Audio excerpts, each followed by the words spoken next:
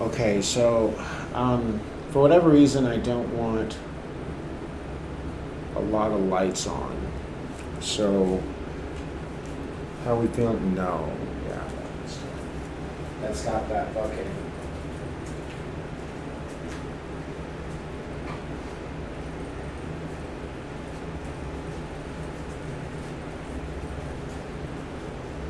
This house has been remodeled multiple times, and its foundation is literally one solid, like not just foundation, like these walls. Like they literally poured in the 40s, fucking concrete, just a base of a base and walls of concrete. And so this house is an energetic epicenter, and it's in the center of our little community. And it's right smack dab in the center. It's the center of Tucson, and let's see.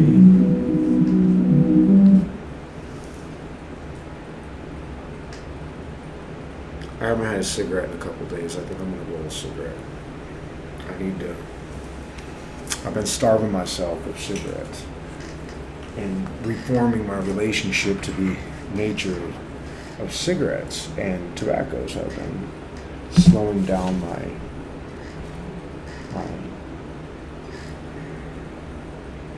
use of my misuse of tobacco.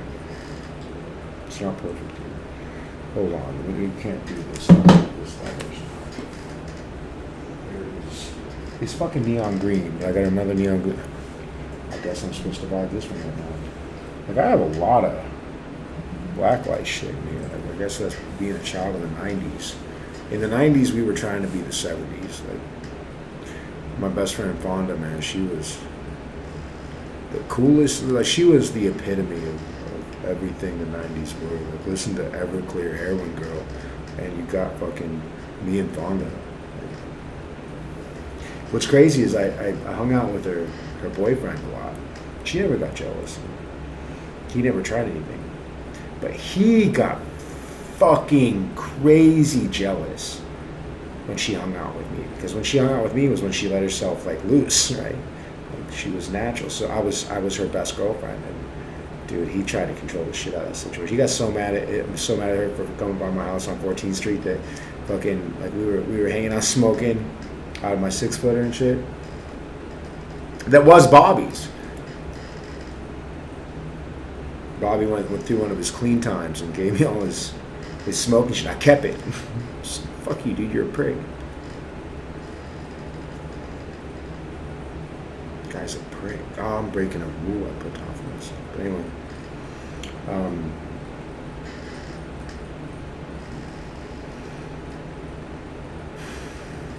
Fonda was haunted by him for decades while she was alive. From very young, she like from the moment we met when I was 15 or 16. Like I had this best friend Kelly in Kansas, and Kelly and I were so obsessed with each other that fucking. But she stayed at the night. She stayed the night at my house, and as far as I'm aware, we didn't pick any boundaries. I identified as gay back then. Right? I was really into guys. The funny thing about me identifying as gay is I would find out that gay would translate itself into another language once I came back from the plane crash. So, or the crash, the helicopter crash.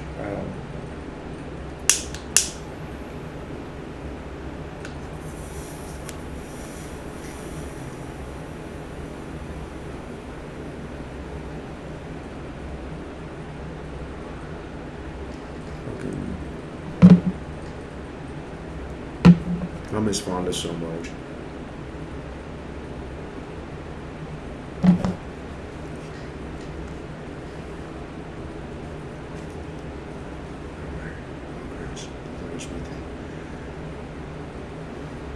Blessed are thou amongst women, and blessed is the fruit of Jesus. Holy Mary, Holy Mary, Holy Mary.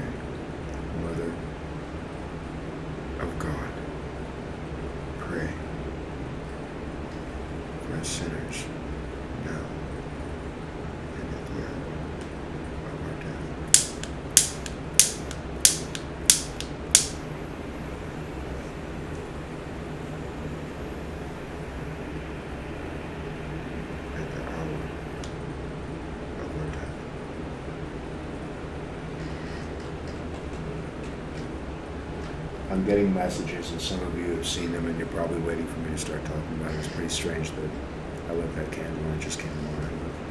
I took that screenshot of the message that came through very clearly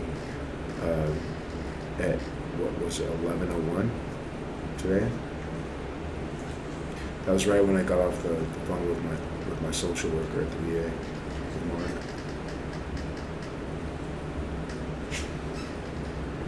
Are we vibing? Yeah, we're vibing. Oh, there's a spot right there. Oh, what is that spot? There's a spot right there where it just locks it. Right there. Oh, hear that pressure release? Hear that pressure release? If you know, you know. So,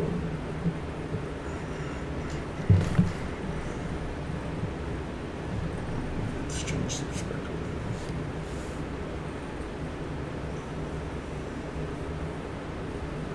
Somebody's preparing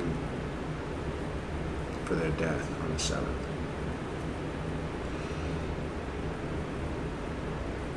And coming to me and asking me to give them space. Like, so there's an energy.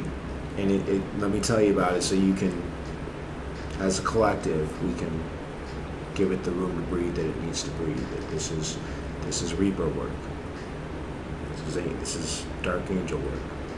It's just par for the course. So if you're here watching this, you're meant to be. If you're here in this moment, you're meant to be.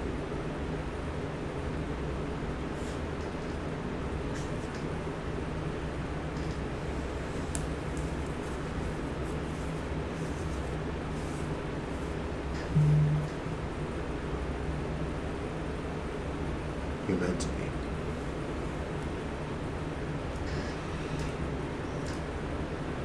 There's a very prominent energy in all of our lives, in all of our collective little lives. How many people, the people that are here right now. Never mind how many people watch this, people that are here right now.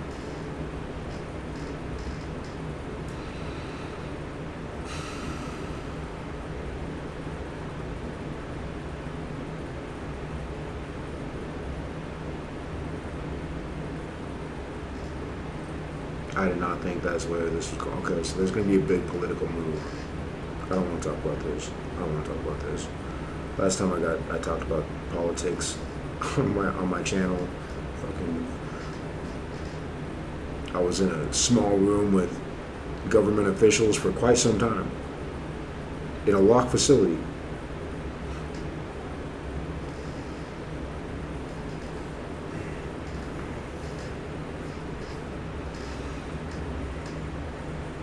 And they had complete control over my future. And here we sit. So most likely to that group of individuals that were sitting in that room, they're probably sitting in this space right now.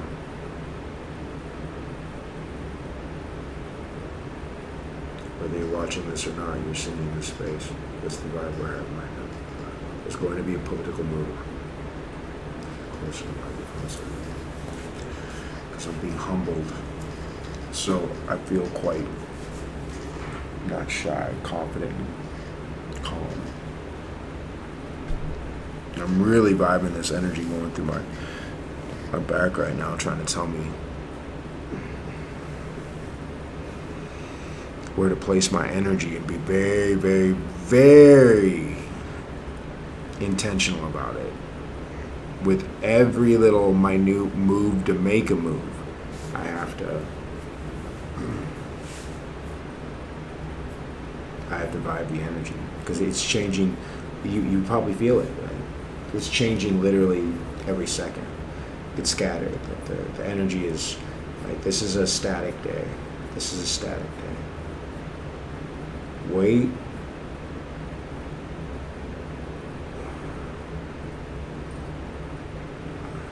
I'm getting Wednesday of next week. Or Wednesday. It's gonna level out. And you're just gonna feel it come all around you. And you know the balance has been made. But somebody is sacrificing themselves for that balance. And that's what happened. That's what's happening on the 7th. I don't know what it is. I don't know.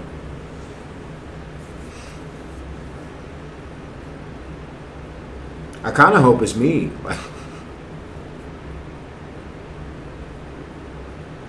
That'd be cool. Get to go out in a ball of flames and die? Fuck yeah. But, I mean, let's look at it. Even if, as much as I don't want it to be true, like, I'll be back. Jesus. If that message was from my inner self, like, I feel like some of it was. Not all of it, but a great deal of it. There's something else happening on that. I don't know what month this 7th falls on. Like April 7th is a huge day for me. It was when I got initiated by death. Like truly initiated. Blood in, blood out. April 7th, 1997. If you know, you know. Half of what I do is because of what happened to Justin. Half of what I do is because, like, 51% of what I do is because of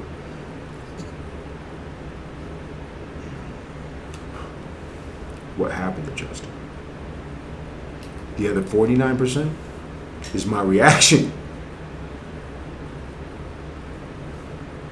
A step below perfect. Riding a step below perfect. Keeps the dissonance in check. It keeps the resonance in check. It keeps the balance. You have to vibe a step below perfect.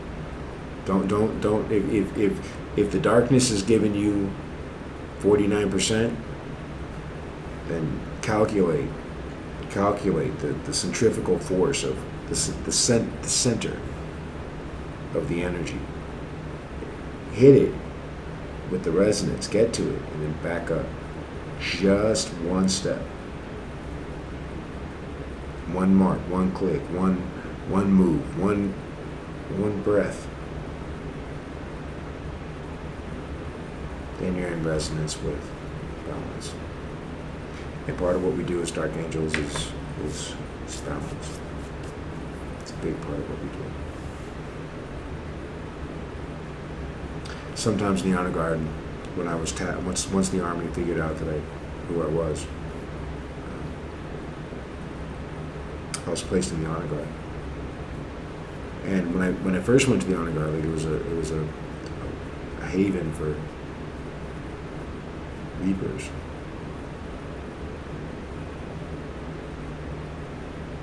God, it was a spiritual place. And what's crazy is I have no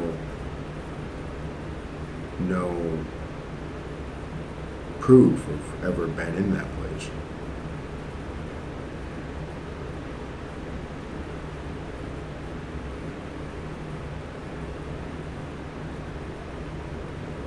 I don't know where I was or what I was doing. There's one battle buddy that existed in both realms of the time I was in the honor guard.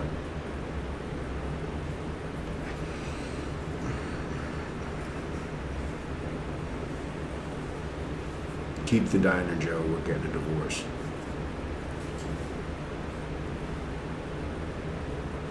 Come on, Drew.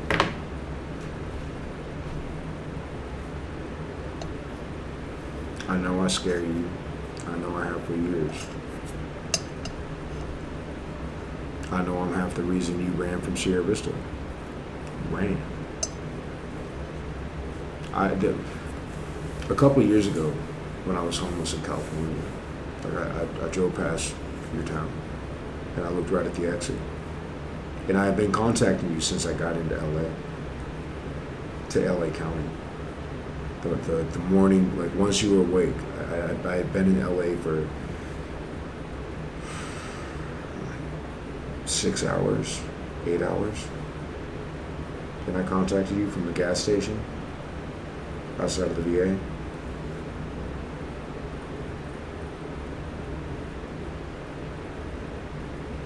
I think I just texted you.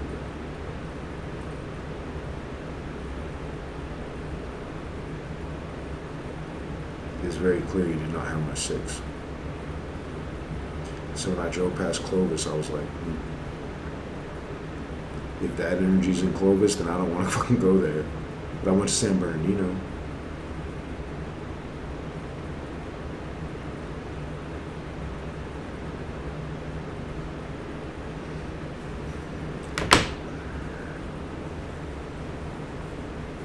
San Bernardino was a,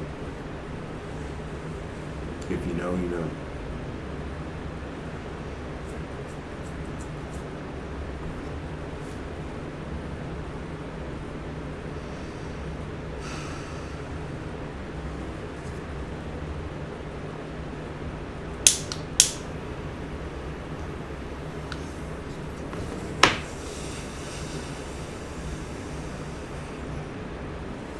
I vibed a lot of places like San Bernardino when I was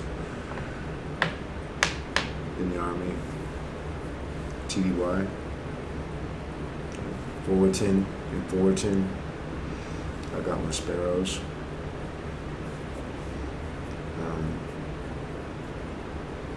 For a while, I would get a tattoo every time I went to California. That was my way of bringing my girlfriend back a rose.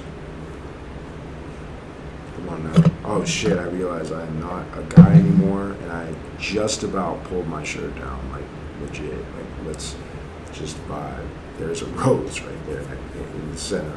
You know, you see it. I don't need to flash my shit.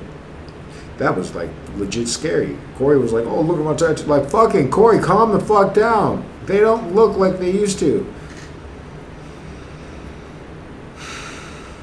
When I was in the hospital a couple months ago, this guy called me an abomination because his girlfriend was into me. And she was trans. She was so beautiful. She was Sue. She was so beautiful. So beautiful. So beautiful. So beautiful. Stunningly gorgeous. Stunningly. Like, and so we vibed. Her and I. And we talked a lot. With me being who I wasn't and her being who she wasn't. Where we were in our transitions. There were a lot of synchronicities happening at that point. It was really interesting. When I went to the hospital, when I was petitioned, I let myself go crazy. I let myself relax. I let myself actually break. Use the hospital for what it's for. And as I went through my process, they put me in different units because I was at different levels of spiritual psychosis. But as soon as I got to a place where I was safe, they put me in the minimum security.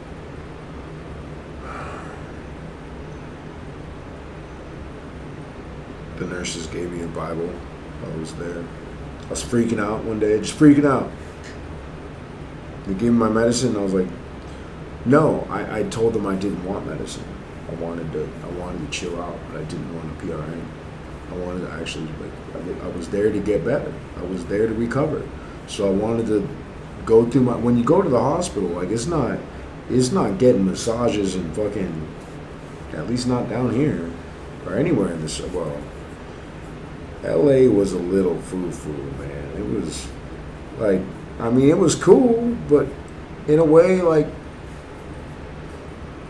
I don't need a 5-star restaurant when I go in the hospital. I need real. Because out here, I live in the ghetto, man. Send me to goddamn Encino, California.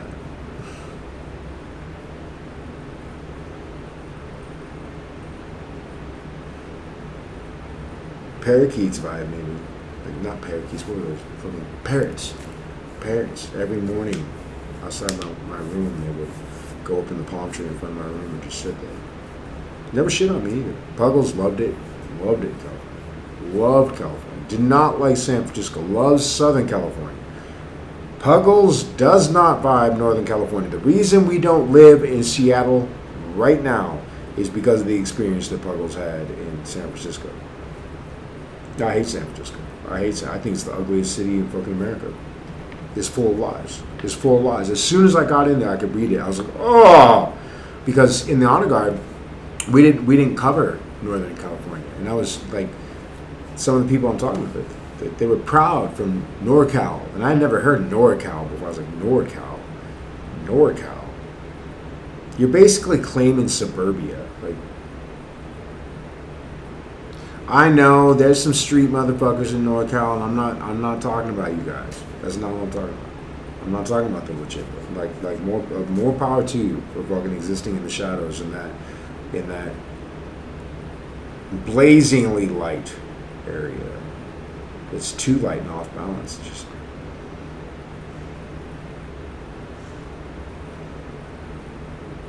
like if you're LGBT and you go to San Francisco and you don't feel like some kind of way,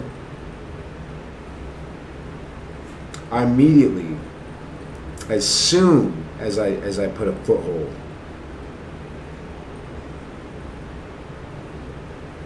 in residential status in Tucson, I started like after I got back from San Francisco. I headed straight from San Francisco. I hated it so much. I was like, this is not the. It was the one place in California. I was like, nope. I spent a lot of time in California. Not just during that trip. I used to go to California all the time. Just ride to California for fucking to party for one night and come back the next morning. Like it was. And we had to ride straight through, and we're not riding fucking 65 fucking miles an hour.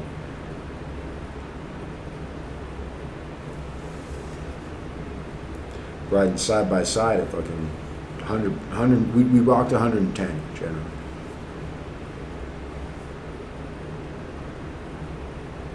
Like I tried to keep 110 pegged. Like the order I got coming back from California at one point was don't go above 110 and don't go below 108.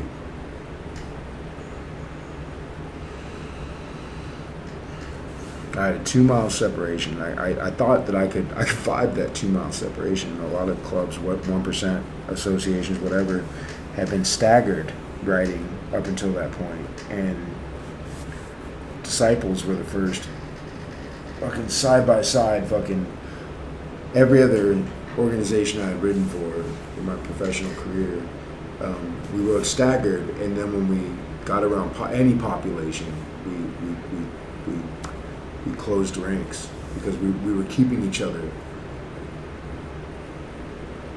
You need more space when you're going fast as fuck. You need just a little bit of breathing room. Otherwise the tension builds and bad things happen. I fucking understood that. So I saw that as an unlawful order.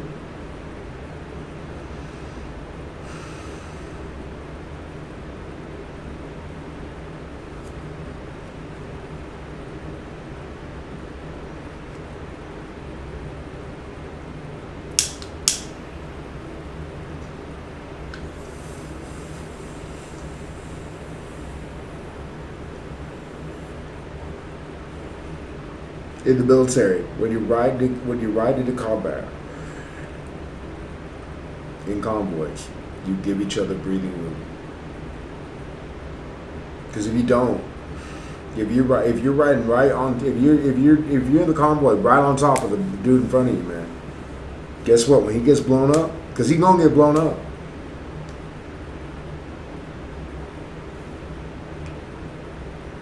I was the lead vehicle a lot, and I got blown up a lot.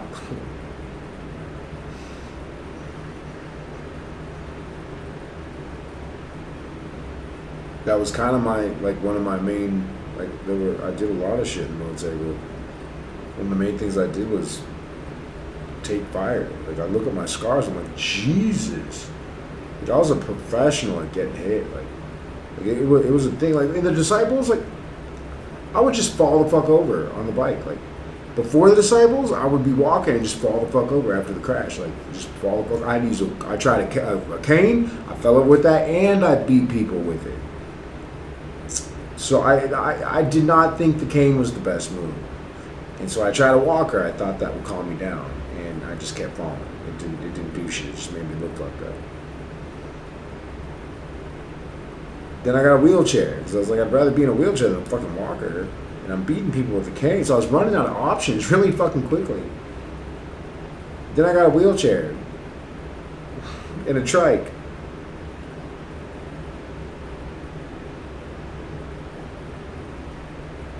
The wheelchair didn't last. The trike did. Took me a while to find my wheels. I don't know, you fall out of the sky. You're a little shaken. So, to all you ARM members that didn't understand why curveball was curveball and curves, I had just fallen out of the sky and blown the fuck up. What were you doing on Tuesday?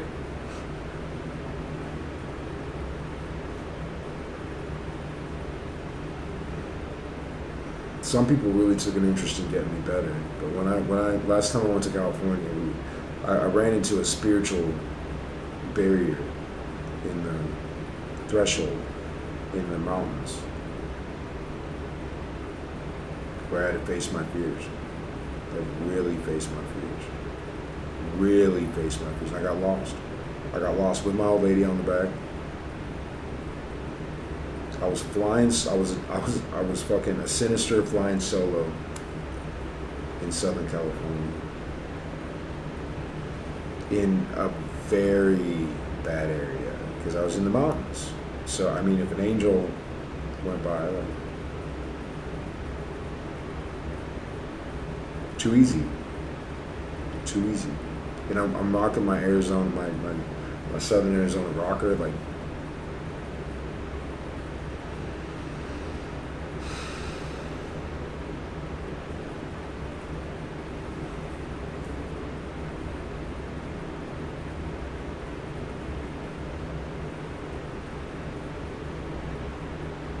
So I got lost. And what I did in that time, just to settle myself, was I came to terms with a lot of things that had happened in early clubs I was in. And they weren't even clubs, it was an association. I came to terms with things I was told, things I was absolutely haunted by the things I did in that organization. Like, I understand I'm a disciple at this point, and getting fucking right with. Well, I'm not a disciple. You get what I'm saying. Like, disciple family.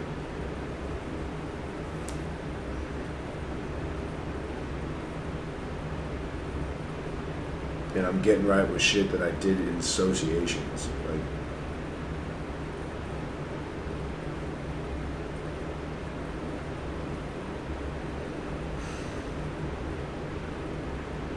someday God's gonna come calling.